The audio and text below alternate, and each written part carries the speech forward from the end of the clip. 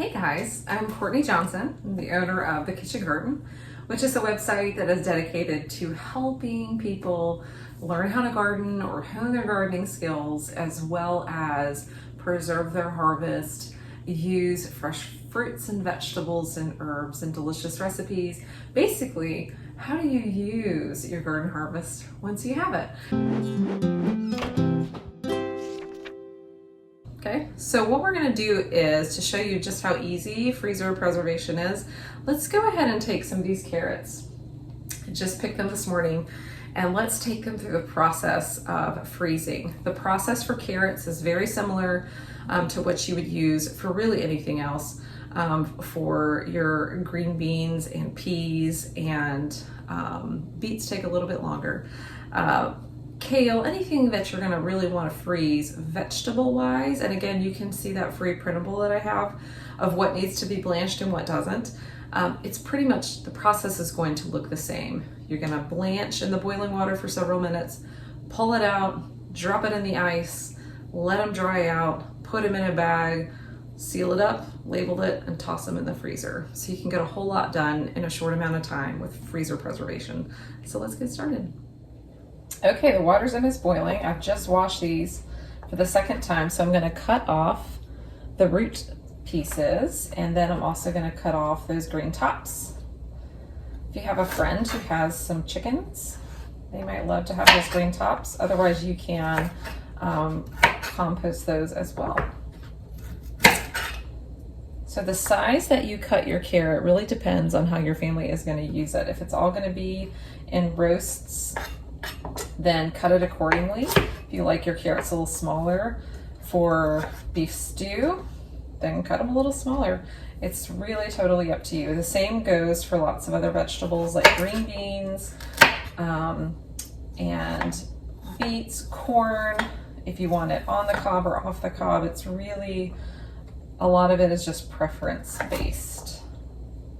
So I don't do a ton of roasts in the wintertime, but I do a lot of beef stew. So for me, I'm going to cut these a little smaller.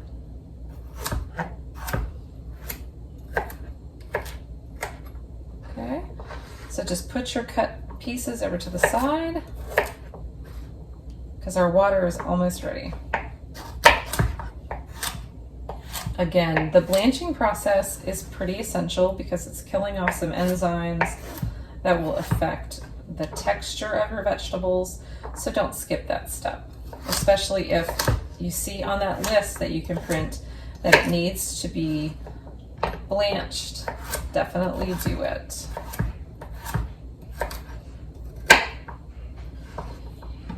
Okay, so this is what I have. I'm gonna plan to put it into this bag when it's done, but of course first we have to boil them. So my water is not quite to boil yet, so I'm going to go ahead and fill up my gargantuan bowl with ice. So let me do that. Okay, the water's come to a boil, so let's add in our carrots and then set our timer for 2 minutes.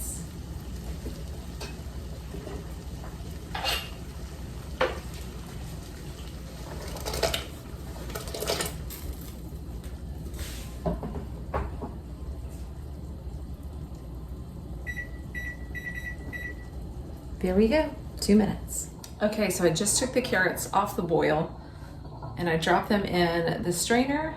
So now let's add them to the ice. And it can be ice water instead of just ice, but we definitely want them to cool down as quickly as possible. And you can see them there. This is a lot of ice for this little bit of carrots, but I'm used to doing much bigger batches.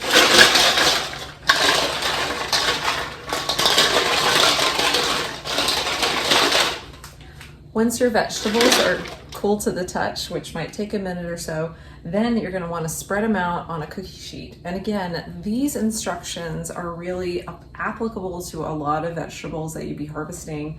The only vegetable that I blanch differently is okra, and I put it in the oven because that's the way my grandmother did it, and so that seems good enough for me. But these carrots, you can still see them steaming a little bit. Let's touch one and see how it feels. Yeah, so you can tell it's still a little warm. The idea of putting it in ice or ice water is to stop the cooking process. We don't want our carrots to cook all the way. We just wanted to kill off those enzymes. So it's feeling good. Okay, so I'm gonna go ahead and spread these out on the sheet, and I'm gonna let them sit about 20 minutes before we actually put them. I want them to be completely cool before I put them in the quart-size bag and vacuum seal them. So let me spread them out on the sheet, and then we'll come back when they're ready to go. I'll take you through the whole freezer preserving process. Okay, so the carrots, I actually lined my cookie sheet with a cloth just to give them a bit of extra drying ability as well. So my carrots are cool and they're ready to go. So let's get them loaded up in our bag. So for this one, I am gonna use the Food Saver system. And this is a small portion. So this would be great if I was just making a small beef stew. Freeze according to your family's size. So if you have a large family and this isn't enough carrots for a beef stew for your family to add to a beef stew, then do more. There's really so much flexibility. If you're a single person and this is the perfect amount of carrots to toss in the air fryer to have with dinner one night, do it. Just make it appropriate for you and your household and your family size.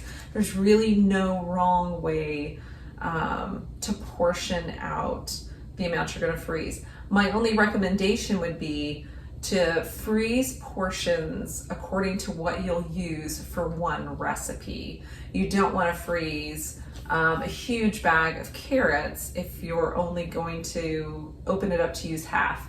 Now the exception to this rule is things like fruit. So I freeze giant, when I say giant, I mean gallon bags of strawberries.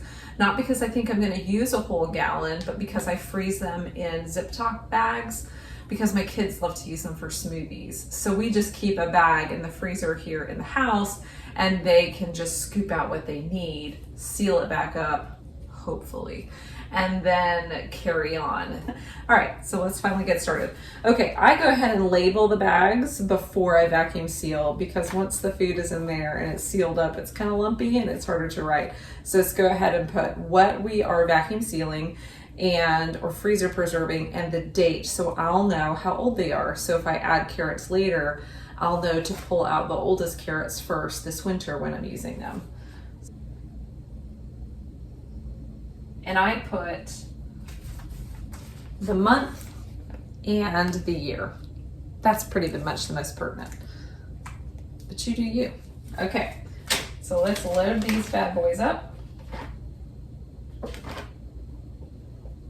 And I also want to stress as I'm loading this up, the importance of washing your vegetables well before you preserve them, whether that's canning or freezing, because you certainly don't want to freeze dirt in your vegetables. We all know that there are harmful effects of bacteria.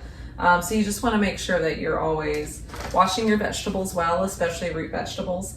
A nice kitchen brush to use on your veggies to make sure you get in all those grooves is a really great idea.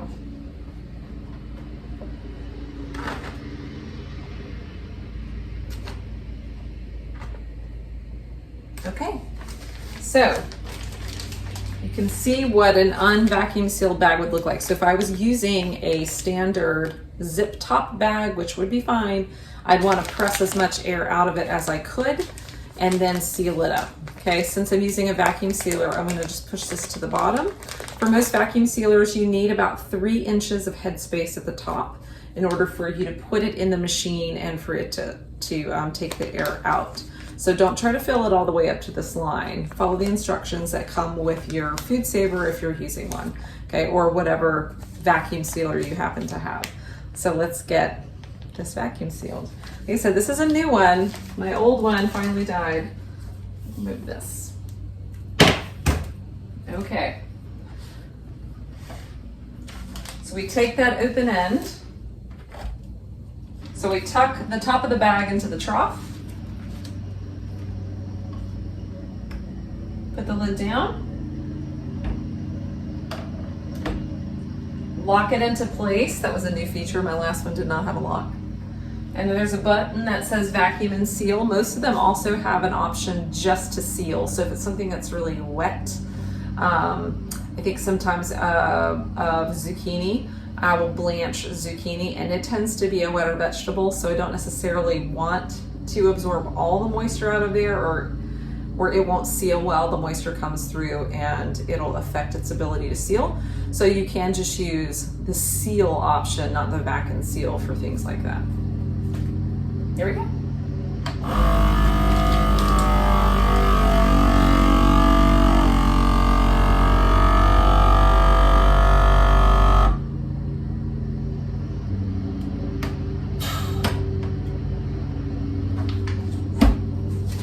There we go.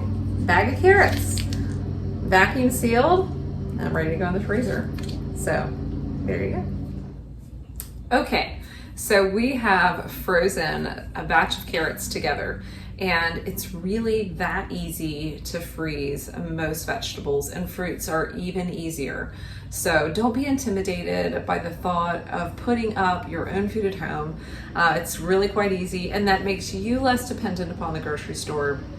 It can also save lots of money in that you can buy things in bulk, or you can grow them yourself and be able to put them up in the freezer. So don't think that this is just a project for someone else. It could very well be a project for you.